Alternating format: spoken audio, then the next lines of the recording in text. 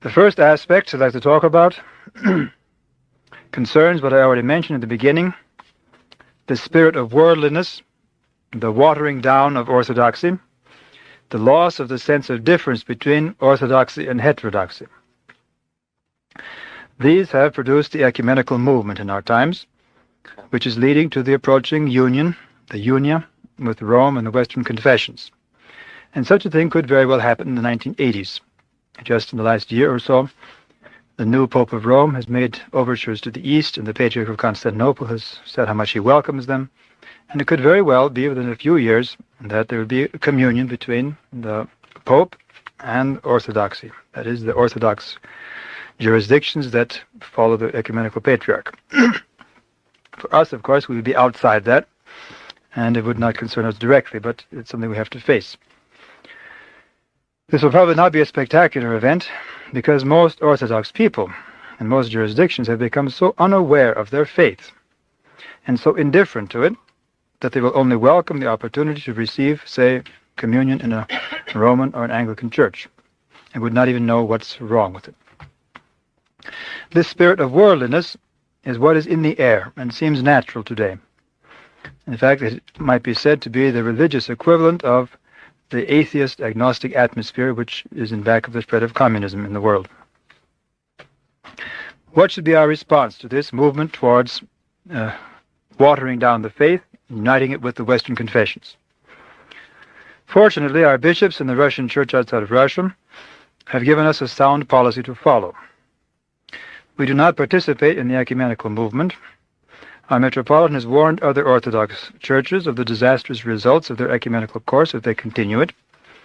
But at the same time, our bishops have refused to cut off all contact and communion with Orthodox churches who are involved in the ecumenical movement, recognizing that the ecumenical movement is still a tendency that has not yet come to its conclusion, which is the union with Rome. And that at least in the case of the Moscow Patriarchate and other churches behind the Iron Curtain, the ecumenism is a political policy which is enforced upon the Church by secular authorities.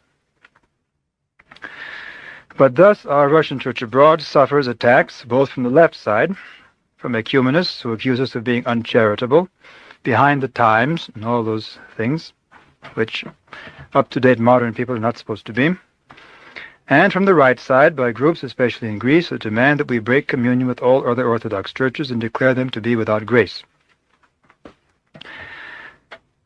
If one looks at the state of the Orthodox Church in Greece, we can see that there the ecumenical movement has produced a reaction which has often become excessive, and sometimes is almost as bad as the disease it seeks to cure. The more moderate of the old calendar groups in Greece, those that are broken off from the mainline church, the church in Athens and Constantinople, has a position, this old calendarist church has a position very similar to that of our Russian Church abroad. But among these old calendarists, there have been schism after schism over the question of strictness. And I especially like to direct our attention to this question of strictness, which seems such a good thing to be strict and zealous, but it has a very negative side if we do not approach it the right way. For example, I know one monk on Mount Athos, in fact he's been in this very monastery, who is in communion with only 10 other monks in the whole world, and with nobody else in the whole Orthodox Church. And he is a moderate. He has one priest, he's a very good man, Father Herman met him, and if this priest were to die, he would have nowhere to receive Holy Communion. And I asked him, when I saw him a few years ago, what he would do in that case, and he said, I just don't know. I'm stuck. And the reason he's a moderate is that he recognizes that there is grace in all the other Orthodox churches.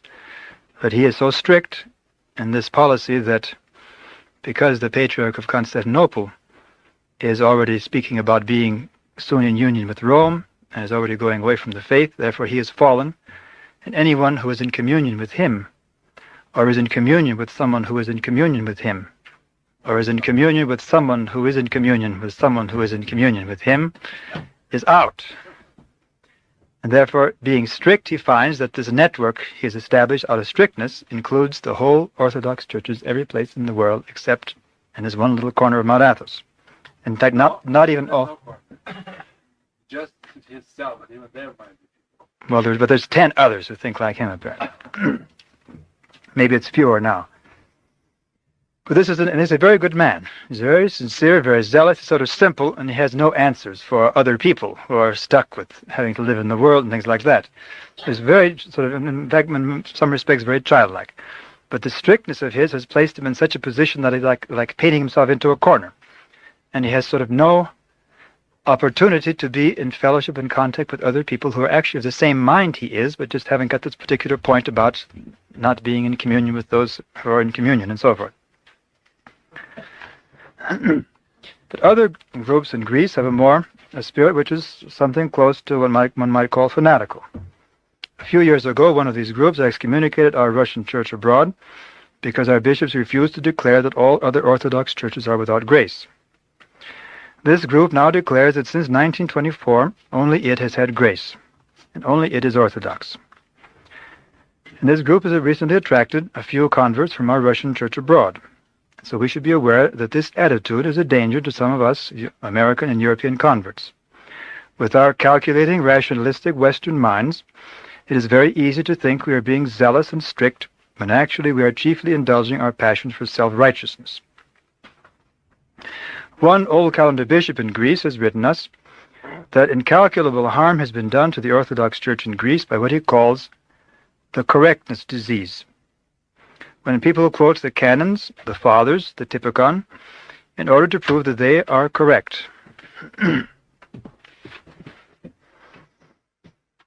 This correctness disease, which occurs when people quote the canons, the fathers, and the typicon, the church services, in order to prove that they are correct and everyone else is wrong. Correctness can truly become a disease when it is administered without love and tolerance and awareness of one's own imperfect understanding. Such a correctness only produces continual schisms, and in the end it only helps the ecumenical movement by reducing the witness of sound orthodoxy. Because now in Greece, the New Calendar Church laughs at the old calendars because there are so many different groups, or at least 5 different jurisdictions. Therefore, the first fact about orthodoxy today and into the 1980s is the worldly spirit by which orthodoxy is losing its savor. Orthodox Christians are ceasing to be the salt of the world. This is expressed in the ecumenical movement, together with the excessive reaction against it, which becomes excessive because it has the same worldly spirit which is present in the ecumenical movement. Father Bless, can you comment on the following quote from Father Serafim Rose? What should be our response to this movement towards watering down the faith and uniting it with the Western confessions? Okay, he's talking about ecumenism. Okay, so you have a quintessential, beautiful Father Seraphim royal path, walking the royal path as he always did. And there's all kinds of quotes that people can take out of context, but this shows you that he's clearly understanding the two extremes in temptation on the right and the left, which is extremely important today, right? The royal path, the narrow path that avoids the extremes is the patristic way. Always has been, always will. And it's pointing here, he's pointing here to also an inseparable question, which is, because the larger quote, there's a larger quote to this where he talks about the super correct mentality that dominates the Greek old calendars that he's talking about. He's particularly talking about the situation in Greece in his day, and how there's sections of the old calendars that are, good-willed maybe, but they're filled with this super correct. He even gets the phrase, I think, from a Greek Old College bishop, super correct mentality, right? Which is very corrosive and sick and divisive and all the rest. It doesn't actually, he says something that's very interesting at the end. He says, it doesn't actually do anything to stop ecumenism. It actually undermines the struggle against ecumenism. The super correct zealots on the right undermine, they don't help, they undermine the struggle against ecumenism. That's also what he says in this quote, I think, the larger quote. And so he's brilliantly, as always, as all saints did, walking the royal path.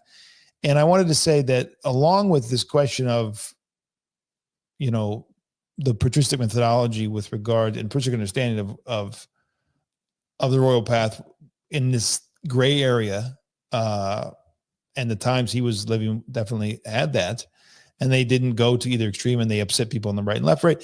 That has to do with the question of the way, right? And so the patristic axiom and truism, or whatever you want to call it, is that a good thing cannot happen in a bad way. And I think Father Serafim basically has that in mind, because he's talking about the super correct mentality, which is the way of living our orthodoxy, right? It's a very rationalistic thing. And he does say, I think also in this quote, that the far left and the far right, so to speak, these aren't political terms. We're not talking about politically, we're talking about their stance spiritually, they meet, actually. They resemble one another in their methodology and their fanaticism and their rationalism. Now that's my words. I don't know if he says just like that, but he points in that direction. So yeah, I think it's a tremendous quote, and Father Serafim always cutting right down the middle and getting us right to the essence of things in his criticisms of the extremes. Great examples.